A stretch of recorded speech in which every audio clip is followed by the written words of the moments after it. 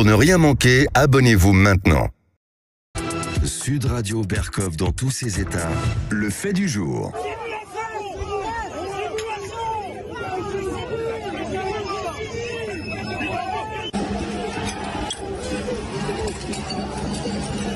Oui, évidemment, on a vu, vous savez très bien de quoi on parle, hein, absolument, hier, 1er mai, un 1er mai, quand même pas comme les autres, avec une tension, avec des heurts, avec des victimes de part et d'autre, qu'on n'avait pas vu depuis assez longtemps en France. Alors, selon la CGT, 2,3 millions de personnes ont manifesté ce 1er mai.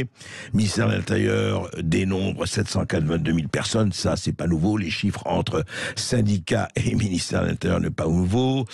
Journée historique, 1er mai, journée historique ou pas, on va en parler. Alors, l'intersyndicale, d'ailleurs, je vous l'ai déjà dit, a annoncé une nouvelle journée pour le 6 juin, alors qu'on croyait que du côté du gouvernement, le pire était passé, que maintenant on allait, voilà, l'été arrivé, et puis il y aura une pause. Apparemment, la pause n'est pas pour demain. Voilà. Et en même temps, alors effectivement, 108 policiers et gendarmes, selon Gérald Darmanin, le ministre de l'Intérieur, ont été blessés dans toute la France. 13e journée de mobilisation, je rappelle, contre la réforme des retraites.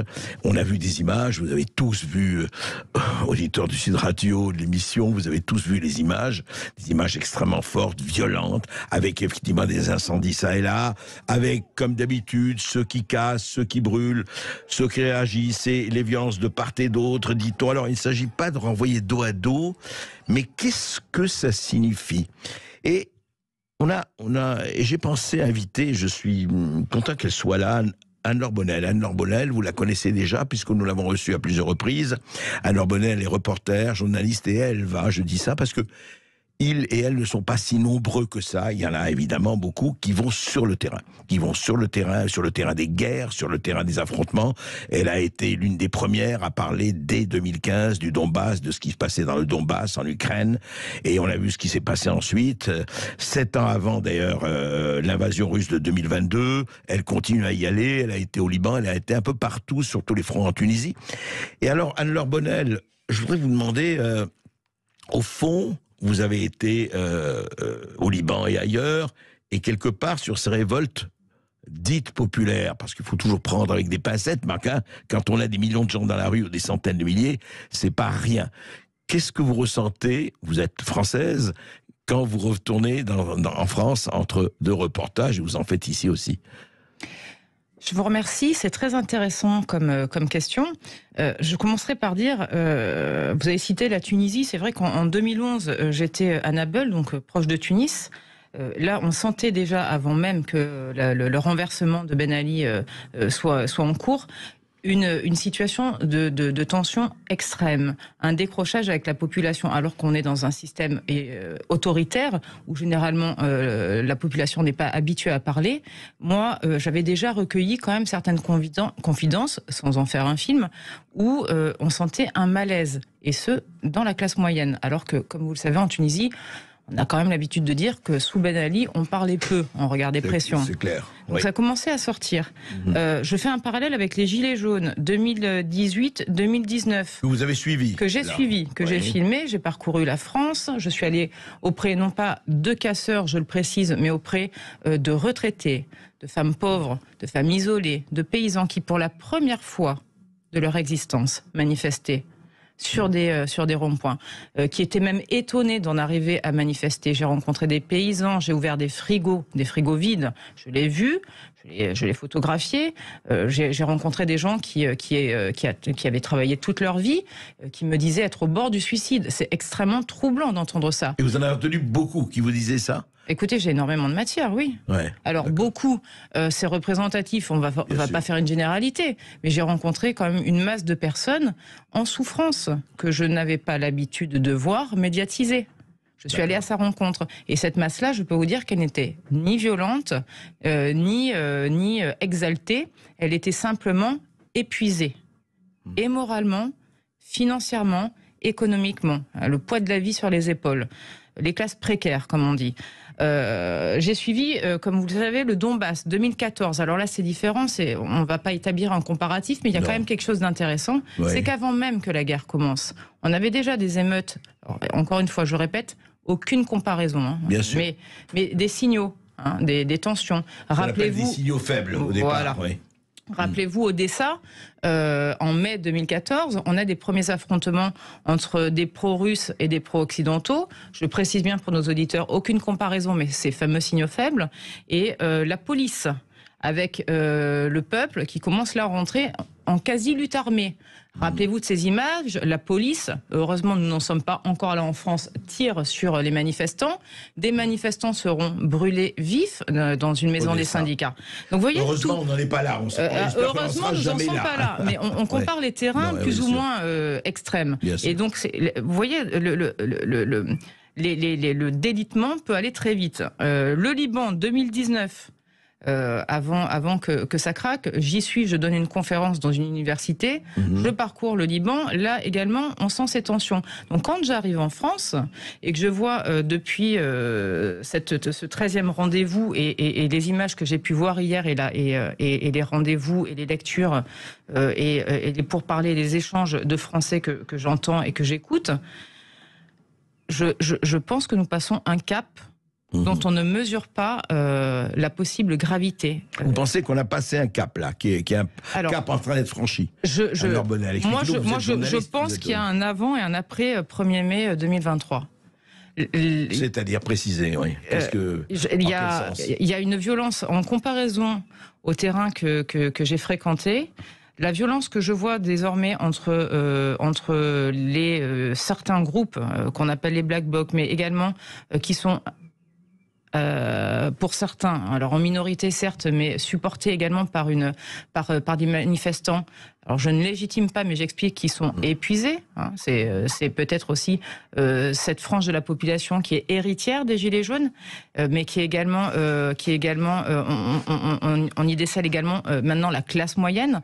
On sent qu'il y a un épuisement massif et des accrochages de plus en plus importants avec les forces de l'ordre qui sont également épuisées. Et ça, c'est très dangereux. Et ça, je l'ai vu sur l'ensemble des terrains que j'ai fréquentés. À partir du moment où il y a une division qui s'installe entre les classes sociales, entre les institutions, entre l'élite, entre les forces de l'ordre, c'est mauvais signe.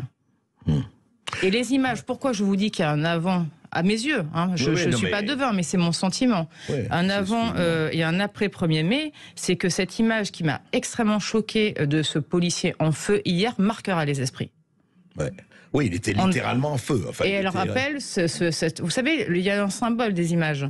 Elle peut très bien rappeler également alors elle marquera les esprits, mais non pas pour... beaucoup pensent qu'il va y avoir peut-être un refus des manifestations. Je ne crois pas. Moi, je crois au contraire qu'on rentre dans une dynamique de plus en plus réfractaire auprès du gouvernement. Et contre le gouvernement. Contre le gouvernement, et que il est important là d'entendre ce que les gens ont à dire. Alors je précise bien que ce qui s'est passé auprès des forces de l'ordre est inacceptable, mais je vais vous dire, je peux le comprendre. Je peux comprendre ce qui se passe. Mais attendez, mais est-ce que vous ne faites pas juste, Anne-Laure, juste pour creuser un peu tout cela, parce que c'est intéressant ce que votre ressenti justement par rapport à divers conflits. Encore une fois, une comparaison n'est pas raison, mais c'est pas ce qu'on est en train de faire. Mais est-ce que il n'y a pas quand même des gens Black Bloc ou autres qu'on connaît? Vous savez, moi j'ai reçu ici des syndicalistes policiers et autres qui disent mais ce qu'on comprend pas, les Black Blocs, on sait où ils sont, on peut les empêcher d'arriver à la manifestation et nous n'avons pas d'ordre. C'est une syndicaliste policière qui me l'a dit, qui nous l'a dit d'ailleurs, et que au fond, qu'est-ce que c'est que cette ultra gauche ou que Black Bloc, je ne sais pas, qui vient effectivement pour casser. Alors vous me dites qu'ils sont rejoints par d'autres, et effectivement il y a diverses formes de violence, mais alors, ça correspond à quoi? Ce que je vous dis d'abord, ils sont rejoints non pas que les manifestants applaudissent que des policiers soient en feu, non, pas du tout. Mais c'est qu'ils ont le sentiment, le peuple français a le sentiment de ne plus être entendu, qu'il se dit, il n'y a plus que la violence. On n'a plus le choix. Les mots ne fonctionnent plus. C'est en ça qu'ils rejoignent. Certains les rejoignent. Ce n'est pas sur le concept. C'est pas le peuple français dans sa généralité, mais certains. Voilà, parce qu'ils ont le sentiment que le système démocratique ne fonctionne plus. et qu'à partir du moment où vous n'avez plus de mots, à partir du moment où vous exprimez pacifiquement, vous n'obtenez aucun résultat, eh bien on en arrive à des dérives terribles que je condamne, comme celle d'hier. Alors ensuite, c'est une très bonne question. Qui sont ces Black Blocs ? C'est vrai que c'est très étonnant. On peut se demander que dans un pays comme la France... Ben oui. Qui a quand même un service de sécurité conséquent. Comment c'est sophistiqué. On a des caméras partout. On a des services de renseignement compétents. Comment se fait-il qu'on arrive à laisser passer ces personnes-là ? D'ailleurs, je suis très troublée puisque j'étais à la commémoration du génocide arménien la semaine dernière.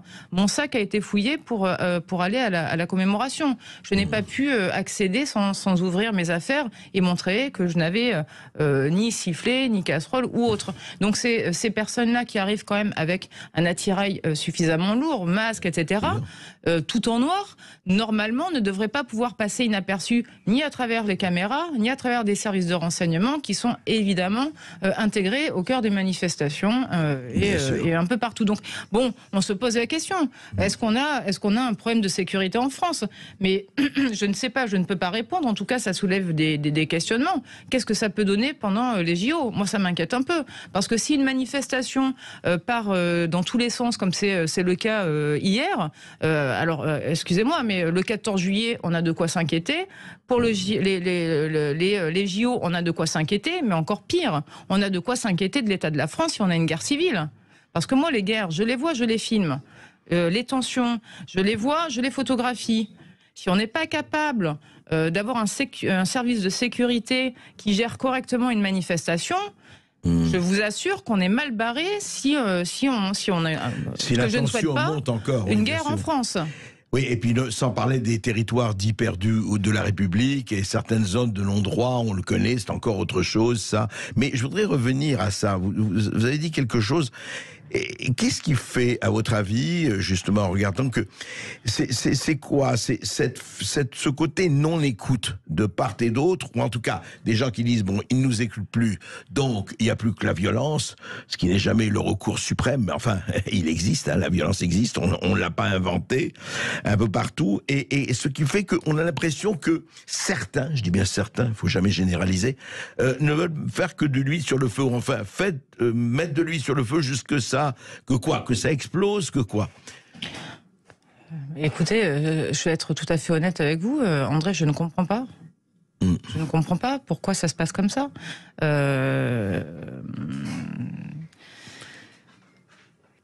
Il aurait été quand même, il se passe quand même certaines choses. Je vais faire une digression, mais on est dans un état extrêmement, fragilisé. Fragilisé pourquoi ? À quoi on a une défiance générale. Alors cette défiance, elle touche les institutions, les partis politiques, elle touche également les médias. Il faut s'en rendre compte. Ne pas être à l'écoute de la parole des Français, c'est passer à côté de cette défiance et c'est extrêmement dangereux parce qu'on ne sait pas ce qu'elle peut donner cette défiance. Les Français, en majorité, sont extrêmement déçus et remettent en cause et en question tout ce qu'on leur donne à voir et à entendre. À juste même les sondages le disent, ça. Même les sondages le disent. Et pourtant, il y aurait des choses à dire sur les sondages. Donc ils ont peut-être le sentiment de ne pas être écoutés. Alors est-ce qu'il faut rétablir un dialogue social ? Ça me semble urgent. Il y a eu quelques maladresses hier, tout de même, à voir le 1er mai, en sachant le climat qui était tendu, c'était annoncé par nos services de renseignement que c'était très probable que cette manifestation se passe mal. Comment se fait-il qu'on ait des images de l'Élysée qui nous montrent des réceptions ? Là, on voit bien quand même qu'il y a un certain décrochage entre nos élites et un peuple qui souffre.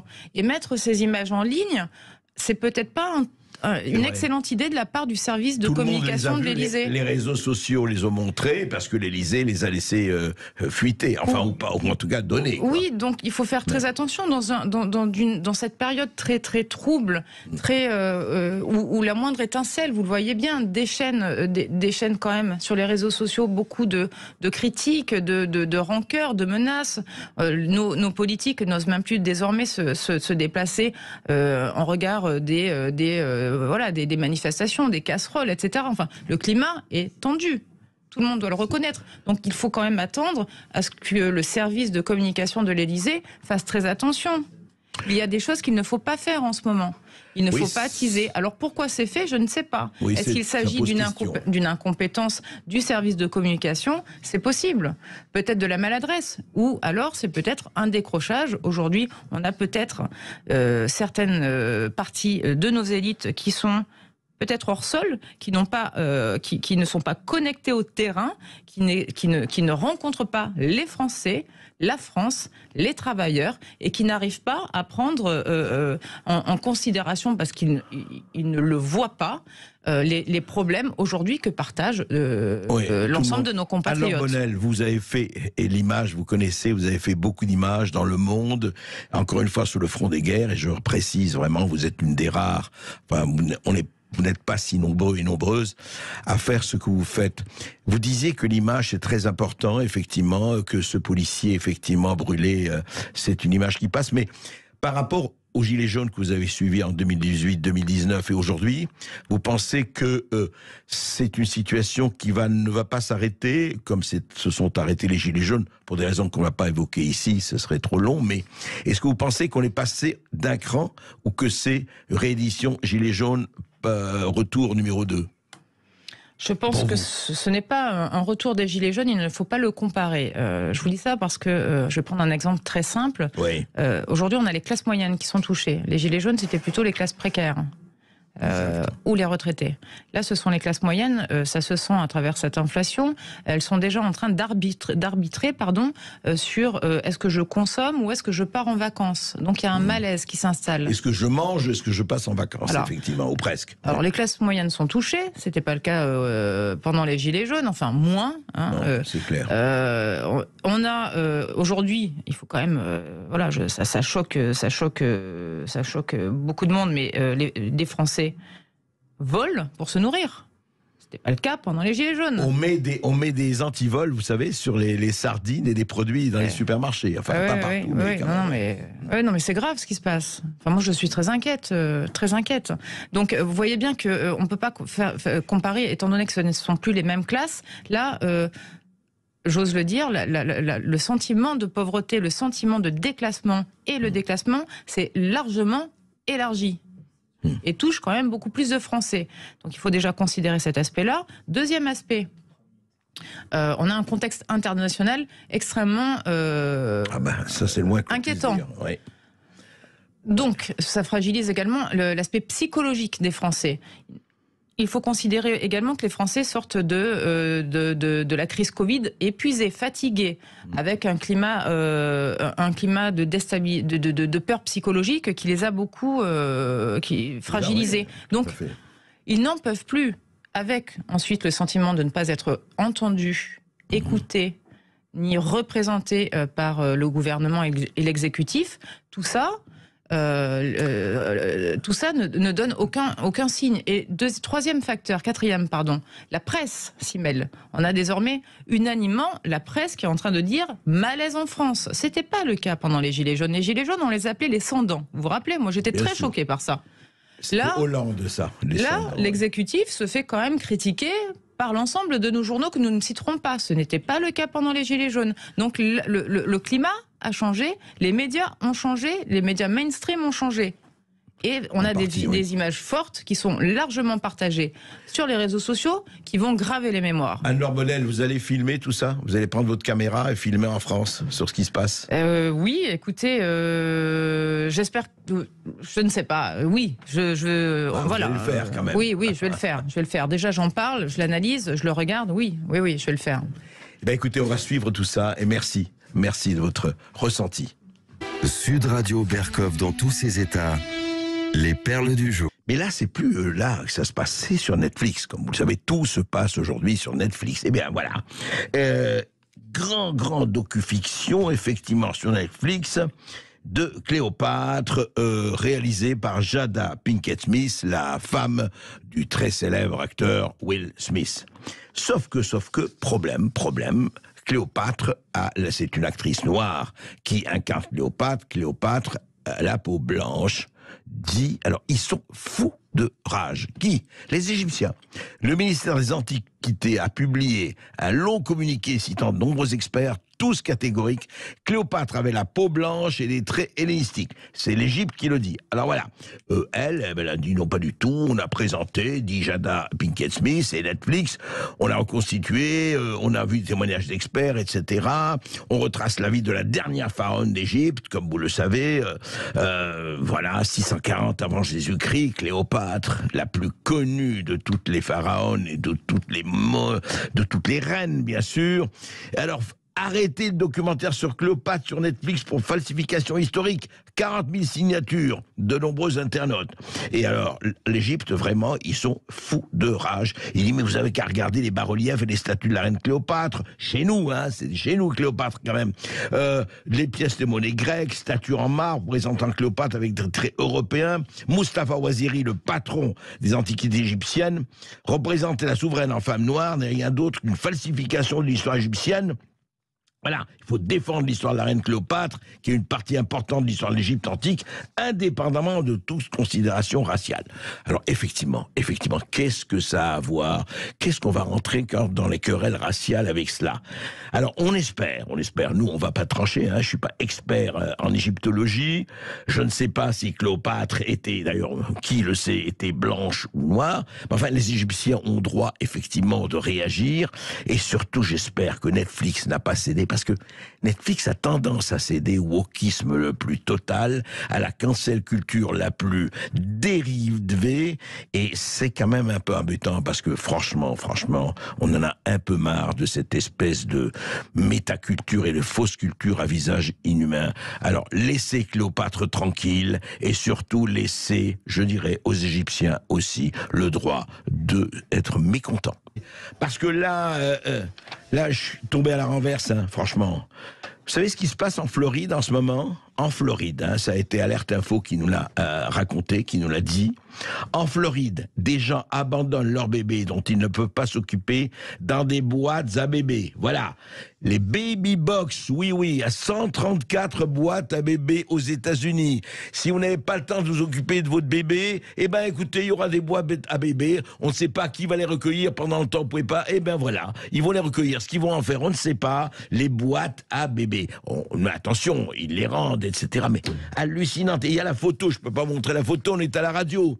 On voit comme ça une espèce de boîte. Vraiment une boîte. C'est une boîte où effectivement il y a la place pour mettre un bébé. Mais attendez, on est où là? On est où? Alors, c'est vrai que François Asselineau le rappelle, il y avait ça dans les paroisses médiévales, vous savez, pour hélas, les grossesses non voulues, hein, c'est pas nouveau ça. Et alors, dans les églises, il y avait comme ça, on mettait pour les enfants trouvés, pour les enfants en tout cas, abandonnés, et puis on les recueillait et on s'en occupait. Mais on est où? Alors, on est chez McDo, là? On va faire des McDo pour nouveau-nés, maintenant? On est où? Alors, franchement, on parlait des manifestations, on parlait du délitement. Mais là, c'est plus un délitement, c'est une véritable décomposition. Stop! Sud Radio Berkov dans tous ses états. Le face-à-face. Le face-à-face d'André Berkov avec Philippe Pascot, écrivain, journaliste, auteur de Pouvoir du pire chez Max Milo. Bonjour Philippe Pascot. Bonjour. Alors Philippe Pascot, vous n'arrêtez pas. Là, franchement, je veux dire, ça fait quoi, 10 ans, 15 ans que vous dénoncez, que vous... Plus, ouais, 50 ans à peu près. 50 ans, voilà, que vous dénoncez, mais surtout depuis que vous avez eu des best-sellers absolument... je dirais presque qu'on ne les présente plus. Mais ce que vous avez fait, je voudrais rappeler, c'est que vous avez mis les mots sur les mots MOTS, sur les mots MAUX, mais vous avez mis surtout des noms. Eh oui, hein, ils aiment pas d'ailleurs. Ça, eh oui, c'est-à-dire que vous ne contentez pas de dire oui, il y a de la corruption, oui, il y a des passe-droits, oui, il y a les copains et les coquins, oui, il y a des espèces de Ménil de Velasquez où on fait du capitalisme, du connivence ou d'autres choses, mais toujours la connivence. Et mais vous mettez les noms. Alors, dites-moi, on va revenir au premier. Oui, délit d'élu. C'était, voilà, le fameux délit d'élu. 2013. 2013, c'est ça, ça fait 10 ans. 10 ans, c'est pas mal, c'est une... Et alors, qu'est-ce qui s'est passé pour le premier que vous avez vendu à des centaines de milliers d'exemplaires? Mais genre, comment les gens ont réagi? Parce que vous m'avez dit, hors antenne, que vous avez eu un seul procès, mais pour une vétille. J'ai pas de secrétaire, hein. Quand on fait ce genre de truc, on peut pas avoir de secrétariat. Donc j'ai fait une erreur à 2h du matin, une fois, sur un élu qui passait en jugement avec plusieurs autres personnes, et je lui ai attribué une condamnation qui n'était pas à lui. D'accord. J'ai pas eu de bol, je suis pas tombé sur le bon. Donc premier adjoint du maire de Nice, Front National, franc-maçon et commandant de gendarmerie. Ça m'a coûté 50 000 €. D'accord, mais alors le reste, comment ils ont réagi? Mal. En général, mal.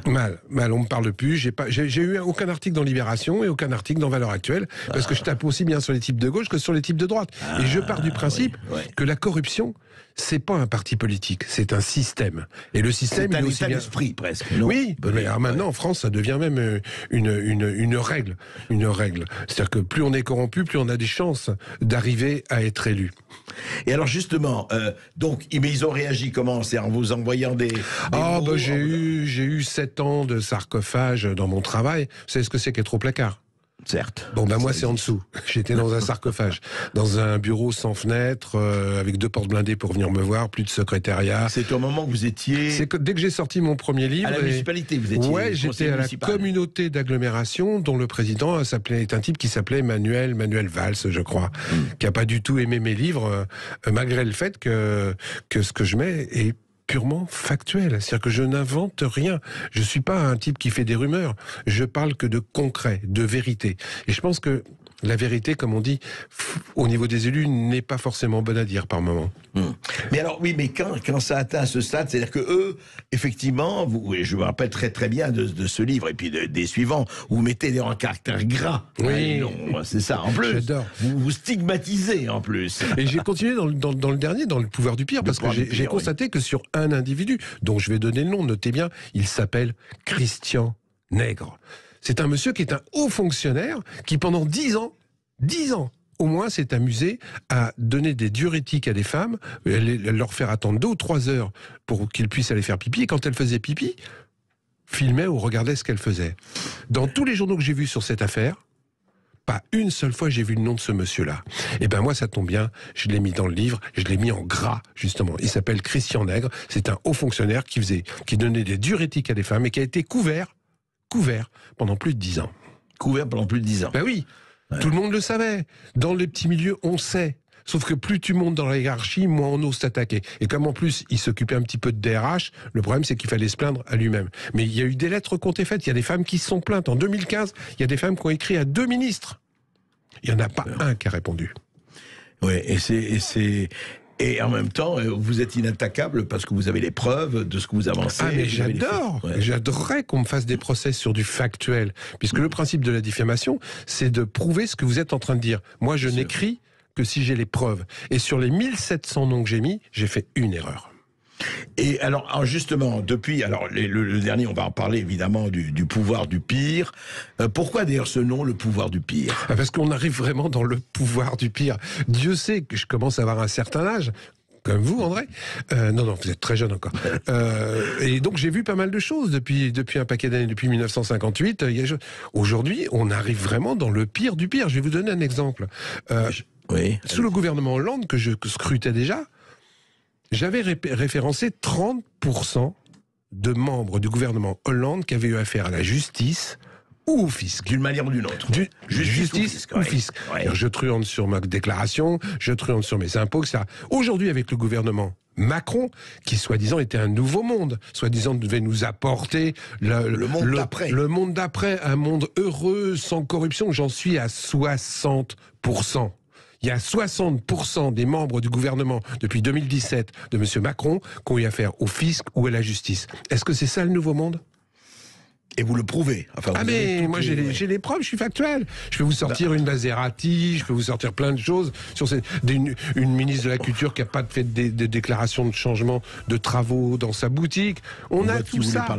On va parler de tout ça après une petite pause et on va continuer. Et je vais vous dire, il y aura des choses à dire parce que Philippe Pasco, encore une fois, il dégaine. Ça passe ou ça casse. Et vous pouvez intervenir sur Sud Radio pour interpeller Philippe Pasco et son livre Le pouvoir du pire. Vous nous appelez au 0826 300 300. À tout de suite sur Sud Radio. Je n'aime pas la blanquette de veau. Je n'aime pas la blanquette de veau. Sud Radio Berkov dans tous ses états. Ah ben, je suis pas le seul, je vais vous dire. Il y en a beaucoup qui sont dans tous leurs états quand ils lisent les livres de Philippe Pascot. Parce que lui, eh ben, il va, c'est un chien truffier, quoi. Il va partout, il va sortir les truffes. Mais alors, quelles truffes? Alors, justement, Philippe Pascot, comment vous travaillez? Enfin, depuis Délit d'élu, depuis... Alors, je rappelle donc, il faut le lire, celui-là, parce que vraiment, il y a beaucoup de choses. Le pouvoir du pire qui va sortir chez Max Milo. Quand vous travaillez, comment est votre méthode de travail? Comment vous faites? Je travaille la nuit, j'ai 600 mails par jour à lire. Je suis abonné à une trentaine de journaux et j'adore soulever sous le tapis. C'est-à-dire que je sais lire là où les gens ne regardent pas. Parce que les gens ne lisent plus, les gens ne regardent plus. Et par exemple, dans un contrat, moi, je regarde toujours les petites lignes d'abord. Ah ouais, les toutes petites, ou celles qui sont en 45e page. Ouais. À partir du moment où vous faites ça, l'information, vous la trouvez. Nous sommes encore dans des pays où on peut aller chercher l'information. Le problème, c'est que les gens vont la chercher de moins en moins. Donc, de plus en plus, elle est fermée et elle est accessible à quelques personnes. J'adore lire les textes de loi. Ouais. Bon...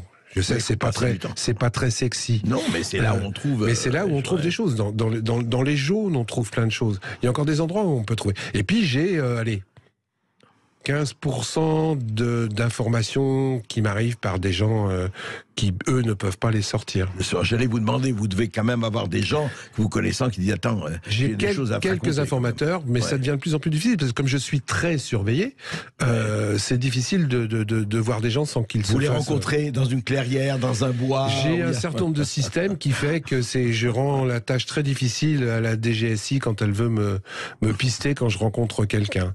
Donc, mais j'applique uniquement leur système à eux, c'est pas compliqué. Est-ce que c'est pas un peu le système du canard enchaîné, quelque part? Pour moi, un compliment. Hein. Mais j'adore. Je travaille avec le canard enchaîné depuis maintenant 35 ans. À une époque, il y a 35 ans, je donnais des informations au canard enchaîné sur certaines choses. J'adore. Vous le faites pour vos bouquins. Bah oui, j'ai un moment donné, je me suis dit, bon, c'est bien de le filer au canard, mais tant qu'à faire, j'essaie de le faire pour moi. Alors, l'autre titre qui vient de paraître, on en reparlera, Les cons, ça ose tout, moi aussi. Ouais. Vous pensez que pour faire ce que vous faites, faut quand même être un peu con au bon sens du terme? Faut être con et inconscient. Hein. Je veux dire, les gens me disent, mais comment ça se fait que t'es encore vivant? Je vais vous donner une anecdote marrante à ce sujet-là. J'étais dans un salon un jour, et il y a un monsieur, il achète tous mes livres. J'étais content, hein. Mais il exige que je mette la date à laquelle il a acheté le livre sur ma dédicace. Première dédicace, je mets la date. Deuxième, je mets la date. Troisième. Au bout du quatrième livre, je dis, mais pourquoi vous voulez que je mette la date, monsieur? Vous, avec ce que vous avez écrivé, on va vous buter un jour. Donc je pourrais revendre vos livres 2 fois plus cher. Oui, il est pas mal. Oui. Depuis, je m'en sers d'argument de vente. Oui, c'est très joli. Oui, ça va valoir, ça va aussi. C'est ça, ça va monter. Dès qu'on va vous tuer, comme il y a la date, je vais pouvoir le vendre plus cher. Donc, en fait, pour revenir à ça, donc vous notez tout, vous regardez les contrats, vous fouinez, Et je vérifie. Ouais. Surtout, je ne fais pas ce que font la plupart des gens aujourd'hui. C'est-à-dire que c'est pas parce qu'il y a 60 000 likes sur une information que c'est vrai. Donc je les vérifie, je me suis même fait tuer pour ça, parce qu'à un moment donné, on voulait que j'intervienne sur la pédophilie, et j'ai dit, je n'écris que si j'ai la preuve. Je n'écris pas sur les rumeurs. Donc c'est plus de travail. Je vérifie 3 fois avant de publier une information, parce que j'aime pas les procès. Oui, absolument, il vaut mieux. Et qui sont à l'affût. Je veux dire, le ministère, une fois, a payé 2 stagiaires pendant 3 mois, sur mes 2 premiers bouquins, 3 bouquins, il a payé 2 stagiaires pendant 3 mois pour savoir si on pouvait me coincer à l'intérieur de mes livres. Et je le sais, parce qu'il y a un des stagiaires qui est venu me voir 6 mois après, en me disant, Monsieur Pascot, vous savez, j'ai été payé pour vérifier ce que vous écriviez. Ah bon? Qui? Le ministère de l'Intérieur? Ah bon? Au moins, ça la forêt. Vous créez des emplois. Ah, mais ça m'a beaucoup amusé. Je dis, cherchez. Mais au fond, ce qui est très intéressant, c'est que, et vous le savez, alors vous dénoncez, vous montrez, alors vous dites que le niveau de corruption, augmente. Plus on monte en haut de la hiérarchie. Entre 10 ans, on va pas remonter à... augmente. Pourquoi? Parce que c'est le système, parce qu'aujourd'hui les lobbies prennent le pouvoir sur les hommes politiques, parce qu'aujourd'hui une campagne d'électorale coûte de plus en plus cher. Vous savez combien coûte une campagne présidentielle, André? 50 millions d'euros. Deuxième tour, hein. Et qu'on me dise pas que c'est pas vrai. Il y a un type qui s'appelle Sarkozy qui s'est fait gauler à hauteur de 40 millions. Vous les avez, les 40 millions d'euros? Ben, moi, je les ai pas non plus. Donc, à partir du moment où vous mettez 40 millions d'euros sur la table, en 6-7 mois, Tiens, ça me rappelle un type qui s'est fait lire en mai 2017, ça. Hein, en 6-7 mois, vous posez 40 millions d'euros sur la table, 22 millions officiellement, bien entendu. Il y a des généreux donateurs. Et ben voilà. Et moi, si je te donne 1 million ou 2 millions d'euros, je veux le retour sur investissement, c'est pas de l'altruisme complet. Donc quand vous avez compris ça, ça va très très vite. L'argent aujourd'hui est en train de corrompre la politique. Et la soupe est bonne. Mais c'est pas nouveau ça. Balzac, du temps de Balzac, ça existe. Sauf que ça s'accélère. Mais c'est pas une raison parce que c'était déjà là-bas, ça s'accélère aujourd'hui parce que aujourd'hui c'est plus facile de faire des virements bancaires. Aujourd'hui c'est plus facile quand l'argent circule. Avant déjà c'était plus compliqué. Maintenant c'est tellement facile de bousiller une entreprise, c'est tellement facile. Avant, ça prenait un petit peu de temps. Maintenant, ça va très très vite. Donc, les mauvaises choses vont aussi de plus en plus vite. Et la soupe est vachement bonne en tant qu'élu. Je l'étais, j'ai fait 25 ans d'élu. Je peux vous assurer. J'ai été conseiller régional, président de la fédération de la commission de la commission apprentissage, formation et apprentissage sur toute l'île de France. J'avais 800 millions d'euros à gérer entre guillemets par an. J'étais maire adjoint d'Évry jusqu'à ce qu'on me mette dans un sarcophage à cause de l'écriture de mes livres. Et donc je sais de quoi je parle. Je sais de quoi je parle. Et être élu aujourd'hui, quoi qu'on en dise, la soupe est très très bonne. La preuve, et je vais vous la dire, je suis fou de rage après le président du Sénat aujourd'hui, qui refuse... Gérard Larcher. Oui, qui refuse officiellement de donner le montant exact de sa retraite et de donner comment la retraite des sénateurs est calculée. Je dis bien qu'il le refuse officiellement en plus. Ce type-là, qui vient de réduire la retraite de l'ensemble des Français, refuse de donner le montant de la sienne. Oui, j'ai quand même un malaise. Vous la connaissez, vous? Voilà, celle de Larcher. Du Sénat. Je suis en train de creuser dessus, qui s'inquiète pas, on va le savoir. Et dites-moi, par rapport à cela, vous disiez qu'hors antenne, pendant la pause, vous disiez le problème, c'est que vous avez connu, et il y en a, et il faut dire, il y a des gens très très honnêtes, et même sincères, mais qui à un moment donné, peut-être, je sais pas, est-ce que c'est le pouvoir, est-ce que l'accession à une charge qui peuvent un peu leur faire péter les plombs, comme on dit vulgairement? Voilà, je vais prendre un autre exemple qu'on comprenne bien. Mai 2017. Les gens qui se sont présentés comme députés, c'était pas des vieux politicards, c'était des gens qui allaient remplacer la vieille politique. C'était plein de gens de la société civile. Tout à fait. Faut pas l'oublier. Bien sûr. Eh ben, je vais vous donner un truc. Avant le renouvellement des députés, 87 d'entre eux n'ont pas mis les pieds une seule fois à l'Assemblée nationale en 1 an et demi. Ces gens-là qui étaient de la société civile, qui étaient là pour changer les choses, ont fait parfois pire que les députés du vieux monde. 87 d'entre eux ne sont jamais venus à l'Assemblée. 87 députés n'ont pas mis les pieds pendant 1 an et demi dans l'enceinte de l'Assemblée nationale. Pour des gens qui prêchaient un nouveau monde, je dis, les mecs, vous faites pire que ceux d'avant. Et c'est vrai. Et donc ça veut dire quoi? Ça veut dire que ces gens-là qui étaient honnêtes sont pas devenus malhonnêtes, ils sont devenus malhonnêtes à cause du système. Parce que quand vous rentrez dans ce genre de système, on vous propose tellement d'avantages que vous goûtez à la soupe. Et comme vous trouvez la soupe vachement bonne, vous avez envie de la garder. Et surtout, de ne pas la partager. Mais dites-moi juste, avant qu'on fasse une petite pause encore et qu'on accueille Philippe Pascot, quand même, ne généralisez pas, on peut pas dire qu'il n'y a que des corrompus, que des malhonnêtes et que des pourris, voilà, c'est pas vrai. Je le dis toujours, je suis pas jacobin, il y a des élus honnêtes. Le problème, c'est qu'il y en a de moins en moins. Parce que plus vous montez dans la hiérarchie des élus, le petit élu de base, le petit maire de commune, c'est hyper honnête, ils dépensent plus d'argent que la peu d'indemnités qu'ils ont. Cela, il n'y a rien à dire. Mais plus vous montez dans la hiérarchie, plus vous vous rendez compte qu'ils sont obligés tellement de faire de compromis, d'avaler des couleuvres, etc., que ces mecs-là se corrompent automatiquement. Ils vont dans des dîners à Paris, je sais, j'en ai encore eu quelques-uns là qui ont fait des dîners spécifiques. Quand vous faites 3 dîners par semaine avec des chefs d'entreprise, quand vous êtes député, etc., à un moment donné, je te rends service, tu me rends service, on se rend service, et on se tient par la barbichette. Et puis c'est pas ça, quand on dit il est sympathique, je vais pas lui en vouloir. C'est exactement ça. Bon, je pensais, oui, c'est vrai que c'est un capitaliste, tout ça, mais je vais pas lui en vouloir. C'est ça. Puis, non, je le connais bien, il est sympa. Pas lui, les autres, oui, mais pas le mien. Très joli, ça. Vous nous appelez pour faire réagir avec Philippe Pascot pour son livre Auteur du pouvoir du pire chez Max Milo, 0826 300 300. À tout de suite sur Sud Radio. Les Français parlent au français. Les carottes sont cuites. Les carottes sont cuites. Sud Radio Berkov dans tous ses états. Et Philippe Pasco, écrivain, journaliste, le plus grand fouille-merde de la politique française, auteur de Le pouvoir du pire chez Max Milo. Et franchement, ça vaut le coup aussi que vous fouillez aussi, vraiment lisez son livre. Et puis l'autre, un autre livre, parce qu'il fait tout par deux, lui, voilà, c'est Les cons, ça ose tout, moi aussi, effectivement, aux éditions Bonneton. Alors, Philippe Pasco, au fond, vous avez, c'est votre... Combien de bouquins en quantième bouquin sur ce sujet? J'en suis à 8 ou 9. Ouais, quand on aime, on compte plus. Ça, c'est vrai. Et j'ai de quoi faire encore 5 ou 6 livres, malheureusement. Et l'idée de base, c'est de dire, écoutez, moi j'expose, voilà ce qu'il en est, après faites ce que vous voulez. À vous de vous en emparer et de ne pas vous laisser faire. La meilleure façon d'éviter les abus, c'est la transparence. Plus on est transparent dans les livres, moins ils peuvent abuser derrière. Et on a quelques réussites grâce à ça. Quand j'ai sorti Pilleurs d'État en 2015, d'abord c'était un moteur pour les Gilets jaunes, parce qu'ils sont plus inspirés, c'est le livre qui parlait des avantages et des privilèges des élus. Les gens ne savaient pas. Ils étaient au courant, mais sans savoir exactement. Quand vous savez exactement, c'est beaucoup plus difficile. Moi, pendant 35 ans, avant d'être mis dans mon sarcophage, j'ai affiché mon salaire au-dessus de ma tête dans mon bureau. Les jeunes qui venaient me voir, « Ah Philippe, tu gagnes 2500 €. Bah ouais, je gagne 2500 €. À l'époque, c'était bien. Ah ouais, c'était bien. C'était propre. Ouais. Bah ouais, mais tu vois, je travaille le samedi, je m'arrête à 19h. Et quand tu es transparent, bah, ah bah ouais, mais en fin de compte, tu gagnes pas assez. Bah ouais, t'as raison, je gagne pas assez. Donc, plus on est transparent, moins on évite les abus. C'est aussi simple que ça. Et en politique, plus tu caches, plus tu peux faire n'importe quoi. Et moi, mon boulot, c'est justement de soulever le tapis, de dire non, ça faut pas cacher, monsieur Colère.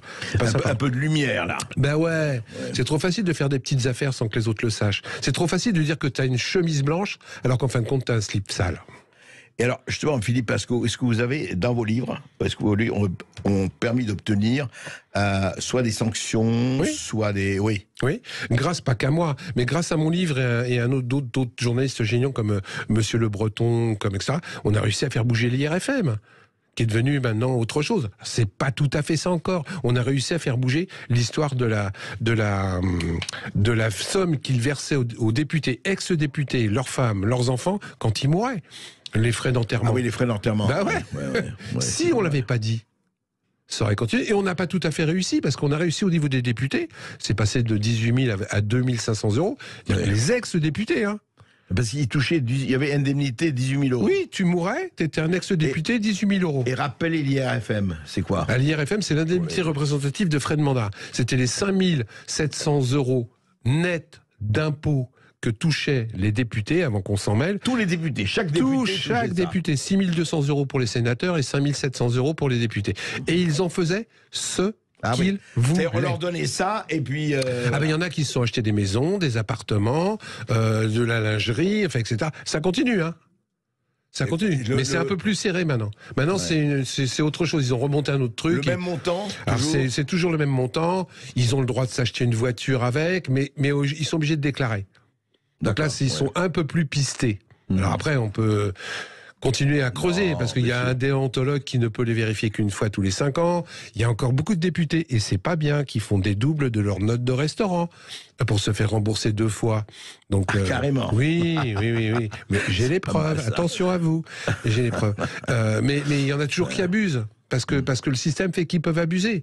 Ce qu'il faut, c'est qu'on serre le système. C'est le système, en fin de compte, qui est pas bon. Si jamais le système était un peu plus sérieux, si on vérifiait un petit peu plus, il y aurait moins de Alors, tentation. qu'est-ce que vous répondez? Je ne fais pas l'avocat du diable, et ils ne méritent pas ça, les pauvres députés, ou les pauvres députés. Il y en a qui sont honnêtes, hein. Il y en a qui sont... Exact, oui, il faut le dire. Et ne me dites pas qu'au Baudiard, il y a aussi des poissons volants, mais c'est pas la majorité de l'espèce. Hein. Mais c'est pas la majorité, malheureusement. Mais juste, mais qu'est-ce que vous répondez à quelqu'un qui vous dit, attendez, vous êtes bien gentil, mais comme vous, Philippe Pasco, voilà, on vous disait, ah oui, mais t'es pas assez payé. Eh ben moi, vous savez, c'est un travail d'enfer, voilà, et j'ai besoin, qu'est-ce que vous voulez, j'ai famille, etc.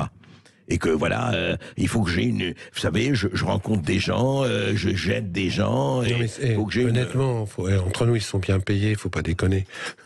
Donc les députés qui disent, comme je l'ai mis dans le livre, moi avec 5 000 €, j'arrive pas à finir les fins du mois et je suis obligé de m'acheter des pâtes. Arrêtez de rigoler, j'ai été élu, je sais tous les avantages qu'il y a à côté. Ils payent pas leur internet, ils payent pas leur téléphone. Moi, j'ai même un député qui se faisait rembourser ses costumes en faisant venir le couturier dans l'Assemblée nationale. Arrêtez un petit peu de décence par rapport aux gens qui aujourd'hui sont au RSA avec 500 balles et qui dorment dans leur voiture. Et il y en a. Et il y en a de plus en plus. Et Philippe Pasco, à part les députés, vous avez fait les maires, les députés, les conseillers municipaux. J'ai fait tous. Les sénateurs aussi.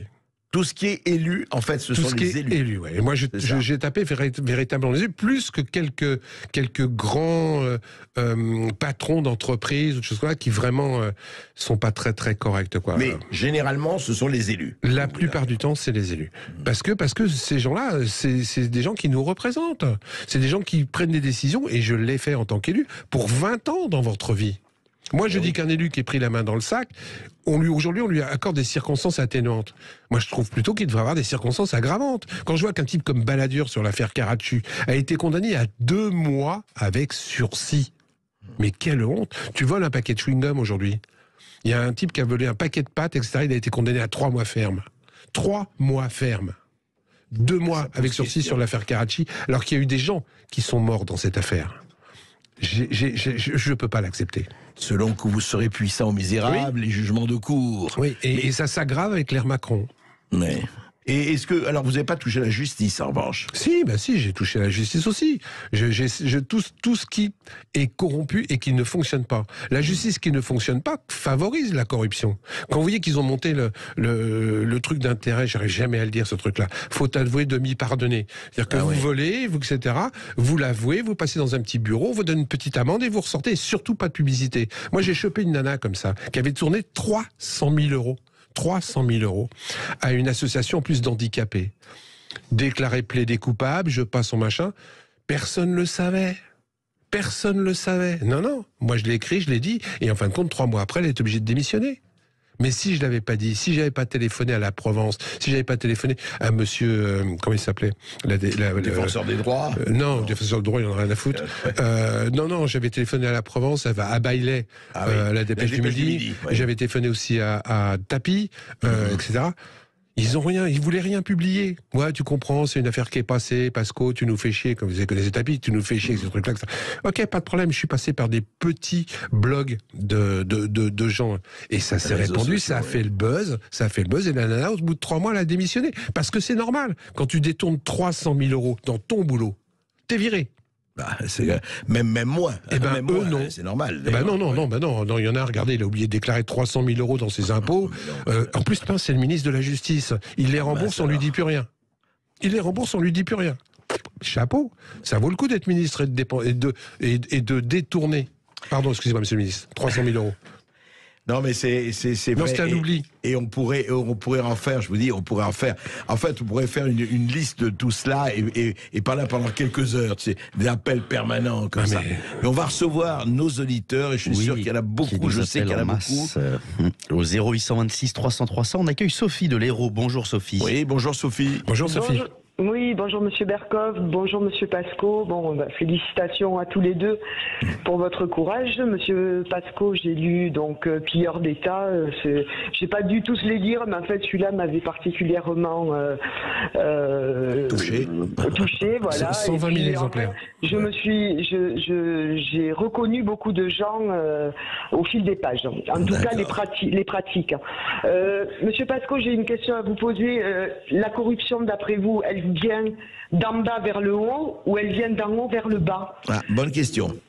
C'est une bonne question, elle vient d'en haut vers le bas.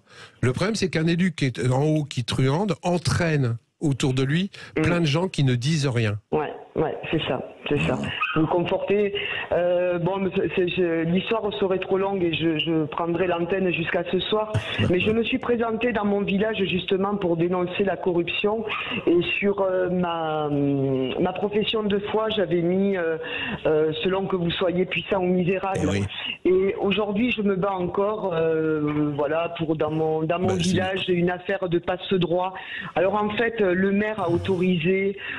Sophie, on va pas pouvoir raconter toute l'histoire. Non, mais je vais vous dire juste ça. C'est-à-dire que pour se protéger, parce que le maire a fait une grave erreur, il est allé chercher le puissant conseiller départemental, etc., pour se protéger les uns les autres. Et en fait, ça, maintenant, ça se sait. Les gens, ils n'en peuvent plus. Voilà. Ça, c'est vrai. Vrai, Sophie. Maintenant, ça se sait. Avant, ça ne se savait pas. Continuez à le dire. Et qui s'inquiète parce que je ne suis pas prête à m'arrêter et je voudrais que M. Berkoff me reçoive sur son antenne pour qu'on dénonce plus amplement nous, là, les petits, ceux qui n'ont jamais le droit à la parole. Alors écoutez Sophie, moi c'est ce que je fais, vous le savez, dans l'émission. Alors vous allez donner hors antenne votre numéro et je vous promets, on va vous rappeler. Ah super, merci Monsieur Berkoff. Merci à tous les deux, continuez. Merci. Merci beaucoup Sophie. On accueille Jean-Claude de l'Essonne. Bonjour Jean-Claude. Oui, bonjour Monsieur Berkoff. Bonjour à votre invité. Très intéressant Monsieur, votre livre. Hein. La question que je voulais vous poser, la corruption, hein, elle n'existe pas depuis hier, elle existe depuis malheureusement des siècles et des siècles. C'est clair. Par contre, oui, hein, mais la question que je voulais vous poser, est-ce que vous ne pensez pas que la corruption et ceux qui sont corrompus sont entre guillemets, jugés aussi par des corrompus. Moi, j'ai vécu pendant des années dans les Hauts-de-Seine, et je ne vais pas vous citer des noms, vous avez le droit, monsieur, et chapeau à vous. Hein. Je ne veux pas trop en citer, mais je me rappelle dans les Hauts-de-Seine, et pendant des années, il y avait effectivement un président, oui, d'accord, hein. Et puis vous aviez un grand du BTP. Bon, alors on va passer... Je connais l'affaire. Non, oui. Alors allez-y. Voilà. Alors, est-ce que les corrompus ne sont pas jugés aussi par des corrompus? Ce qui fait qu'effectivement... Qui met en place certains juges? C'est bien les élus. Donc ils se tiennent par la meilleure échelle de ça. Mais il y a quand même des juges honnêtes. Le problème, c'est qu'ils sont de moins en moins nombreux et qu'ils doivent de plus en plus se battre. Vous voulez dire, c'est les corrompus parlent aux corrompus et les embauchent. Mais les coupables, c'est nous, hein. C'est nous qui les élisons, les élus, hein. N'oubliez pas. Oui, c'est vrai. C'est vrai, ne fuyons pas nos responsabilités. Lucien. Et vous continuez de nous appeler au 0826 300 300. On se retrouve tout de suite avec Philippe Pasco. Merci beaucoup Jean-Claude. À tout de suite. 0826 300 300. Les Français parlent au français. Je n'aime pas la blanquette de veau. Je n'aime pas la blanquette de veau. Sud Radio Berkoff dans tous ses états. Vous êtes bien dans le face-à-face d'André Berkoff avec Philippe Pasco pour son livre Le pouvoir du pire, édité chez Max Milo. Et vous avez la parole au 0826 300 300. On accueille Arnaud du Val-de-Marne. Bonjour Arnaud. Bonjour Arnaud. Bonjour Monsieur Berkoff, bonjour Monsieur Pasco.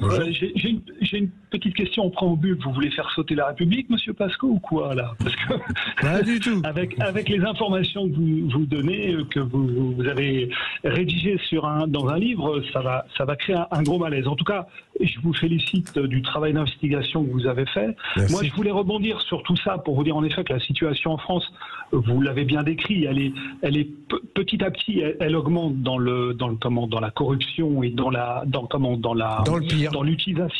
pire et dans l'utilisation d'un système qui est bien vérolé. Je pense qu'on peut relier tout ça aujourd'hui un petit peu avec ce qui se passe en France. J'étais déjà intervenu sur Sud Radio là-dessus. C'est que en fait, quand on regarde un peu la structure politique de la France, on a une structure actuellement qui ressemble à une structure d'entreprise. C'est-à-dire que vous avez des groupes d'actionnaires qui sont représentés par l'UE. La nation, la France, est une filiale de ce groupe d'actionnaires, comme tous les autres pays européens, absolument.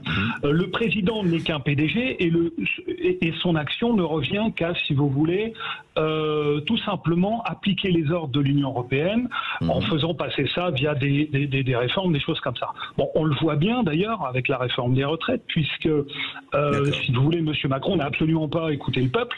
Et puis, en ce qui concerne la partie... pourquoi il n'a pas écouté le peuple? Parce que les ordres viennent de l'Union européenne et que c'est une imposition de l'Union européenne, et qu'en fait, on retrouve exactement la même chose. On va retrouver exactement la même chose, puisque Mme Borne a déclaré que dans le cadre de la loi sur les migrations, il n'y avait pas de majorité. En définitive, ce qui se passe, c'est que le gouvernement et M. Macron attendent tout simplement des directives de l'Union européenne, puisque l'Union européenne va décider bientôt de faire une loi anti-immigration, en tout cas de réguler le problème. Donc on arrive bien, si vous voulez, à ce que M. Macron attende les instructions de l'Union européenne, telles que je viens de le décrire. Ce qui se passe, et M.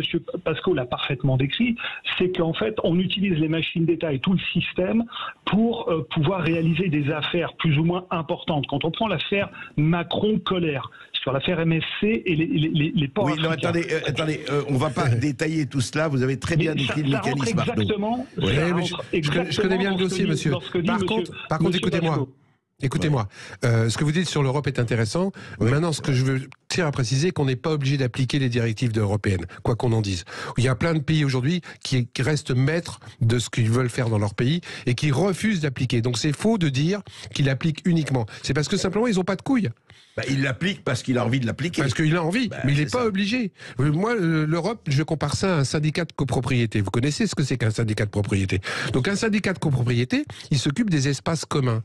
Ok, il s'occupe de la route, du gardiennage et un petit peu de l'herbe à pousser. Mais là où je commence à hurler, et on aurait raison de le faire, c'est quand le syndicat de copropriété commence à s'occuper de la couleur du papier peint de ma chambre.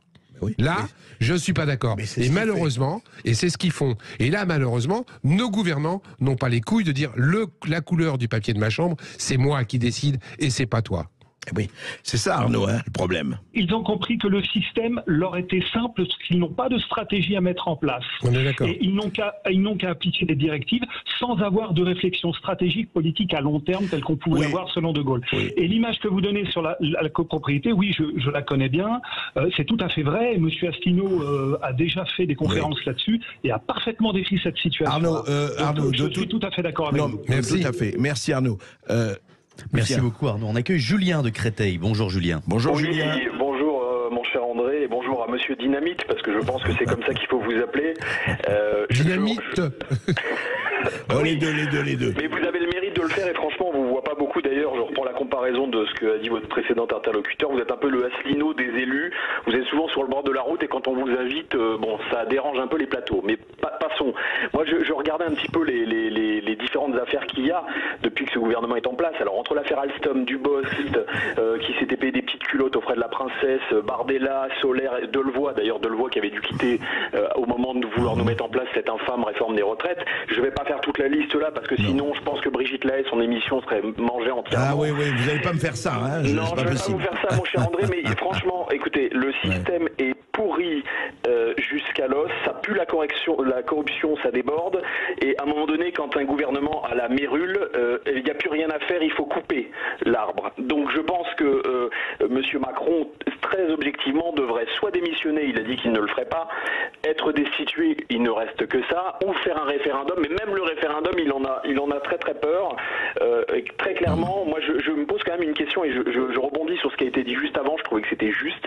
Pourquoi en fait en France, on ne laisse pas une alternance politique qui est ni extrême gauche, ni extrême droite, et qui revendique une souveraineté française? Pourquoi on ne permet pas cette alternance politique qui est raisonnable, je le mets entre guillemets, pourquoi on ne lui permet pas de s'exprimer et de proposer un programme pour que tout ça change? Parce que juste avant Julien, juste avant de la parole évidemment à Philippe, c'est que il n'y a pas un parti souverainiste en France qui a actuellement. Ça pourra venir. Si, vous en avez qui sont ni extrême gauche ni extrême droite. Oui, mais il n'est pas encore avec des effectifs suffisants pour renverser la vapeur. C'est tout le problème. Il est surtout blacklisté, vous le savez très bien. C'est tout blacklisté le problème, et très divisé. Philippe. Oui. Je ne peux être que d'accord avec vous, mais encore une fois, la démocratie, c'est entre nos mains aujourd'hui. C'est nous qui la faisons. Moi, on se sert de la démocratie en France, et c'est ce qui est en train de se faire, parce que je rappelle quand même qu'il y a des endroits, comme en Seine-Saint-Denis, où il y a 90% d'abstention hors urne. Aujourd'hui, la démocratie, elle meurt parce qu'on s'en sert pas. Aujourd'hui, la démocratie, elle meurt parce qu'on veut tous des élus propres, mais pas le sien. Non, parce que le mien, je le connais, il est sympa. Il a trouvé du travail à ma fille. Je vais quand même pas l'enfoncer. Et c'est pour ça que des Guérini ont tenu pendant 20 ans. C'est pour ça que des Balkany ont tenu. Et je peux en citer 100 000. Mais ces gens-là, ils se sont présentés aux élections. Plusieurs fois. Ils ont été élus très régulièrement. Et ils ont été réélus régulièrement. Moi, je dis toujours, mon frère met les mains dans la confiture. S'il se présente à une élection, je ne vote pas pour lui. Il faut savoir ce qu'on veut, absolument. Merci Julien. Merci beaucoup Julien. Et on va à Pau avec Jean-Louis. Bonjour Jean-Louis. Bonjour Jean-Louis. Oui, bonjour Monsieur Basco, bonjour Monsieur Berkhoff. Voilà, moi j'avais une question. J'ai toujours eu, je ne sais pas pourquoi, mais une grande confiance au commissaire, à la Cour des comptes.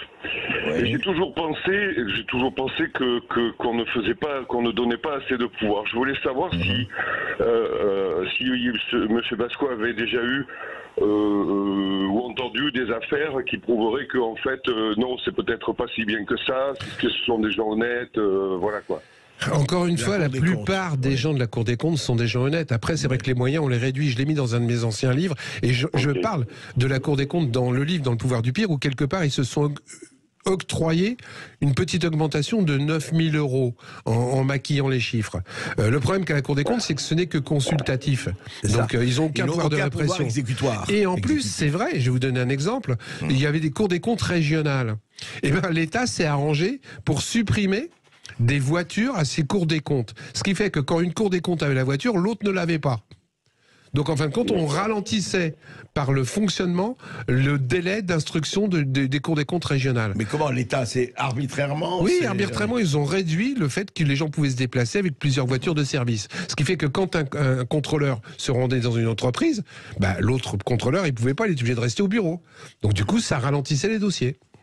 Oui, et puis surtout, c'est une autre technique pour ne pas. Et surtout, Jean-Louis, la Cour des comptes d'imbalance n'a pas l'autorité. Aucun pouvoir coercitif. N'a aucun pouvoir coercitif. Oui, ça je le savais, mais je me suis souvent posé la question, je me suis souvent demandé s'il serait peut-être pas bon de justement leur donner un peu plus de pouvoir. Eh bien ça, il faut que l'État, que les élections envoient des députés qui choisissent de le faire. Voilà. Et c'est possible. Il faut une loi. Mais ça dépend que de nous, encore une fois, et comme toujours. Mais Philippe Pasco, au fond, vous dites que vous en avez encore, enfin si, en continuant cette veine, vous en avez encore pour 10 ans, ou peut-être plus d'ailleurs, si affinité. Mais est-ce qu'au fond, il n'y aurait pas... Comment en fait on arrive à... C'est vraiment important. Vous seriez, vous, et j'espère pas par des moyens corrompus, vous seriez ministre de l'Intérieur ou ministre de la Justice. Comment on peut, je ne dis pas supprimer, il ne faut pas rêver, toute la corruption, la nature humaine, on ne supprimera jamais tout. Absolument. Mais comment on peut limiter les dégâts? Je vais vous donner un truc dont je milite depuis 2013, puisque je suis l'instigateur de la pétition, la première, sur le fait qu'il faut un casier judiciaire vierge pour être élu. Aujourd'hui, ça n'existe toujours pas. Ça n'existe pas. Non. 396 métiers, je vous donne encore un autre scoop, il y a plus de 396 métiers, c'est moi qui les ai référencés. En gros, il y en a 600 en France, à quel on exige un casier judiciaire vierge pour travailler, pas pour être élu. Vous pouvez bosser dans une mairie. Si vous avez un casier chargé, si vous êtes condamné, on vous vire de la mairie, on peut même vous retirer votre retraite. Par contre, pour diriger la mairie, il n'y a pas de problème, vous pouvez avoir un casier chargé. C'est le premier point. Le deuxième point, moi je souhaiterais que le vote soit obligatoire. Que le vote soit obligatoire. Oui. Ça serait tellement simple. Et qu'on me dise pas que c'est pas possible, ça existe déjà en France. Belgique. En France. En France. Ça ah oui, j'adore quand je vois ça. Ben ouais. En France. En France, le vote obligatoire existe déjà. Où ça? Les sénateurs. Moi, j'ai été conseiller régional, j'ai été obligé d'aller voter pour les sénateurs. C'est un vote obligatoire. Et je vais même te dire plus. On m'a donné 100 € pour aller voter. Et ben en France. Voilà, il faut faire la prime vote obligatoire avec prime. Et surtout, en plus, un truc vachement simple, le vote, on ne le fait pas le dimanche. On le fait sur les heures de travail. Et qu'on me dise pas là aussi que c'est pas possible. Ça existait déjà en France. Le vote professionnel, c'est bien sur les heures de travail. Pourquoi on pourrait pas le faire pour les élus? Et j'ai plein de solutions comme ça pour améliorer. Alors, on refermera jamais totalement la porte de la corruption. Bien sûr. Ce qu'il faut, c'est la refermer le plus possible. Exactement. Rien que le casier judiciaire vierge, on va faire qu'un petit peu de ménage. Ben écoutez, en attendant, je crois qu'on a fait un certain ménage là à Sud Radio aujourd'hui, avec cette émission, avec Philippe Pasco, et puis on va continuer. Merci beaucoup, chers auditeurs, d'être toujours aussi nombreux à nous écouter. Et merci à Philippe Pasco, écrivain, journaliste, auteur du Pouvoir du pire, édité chez Max Milo. Tout de suite, l'émission de Brigitte Lahaye. Après les informations, à tout de suite sur Sud Radio.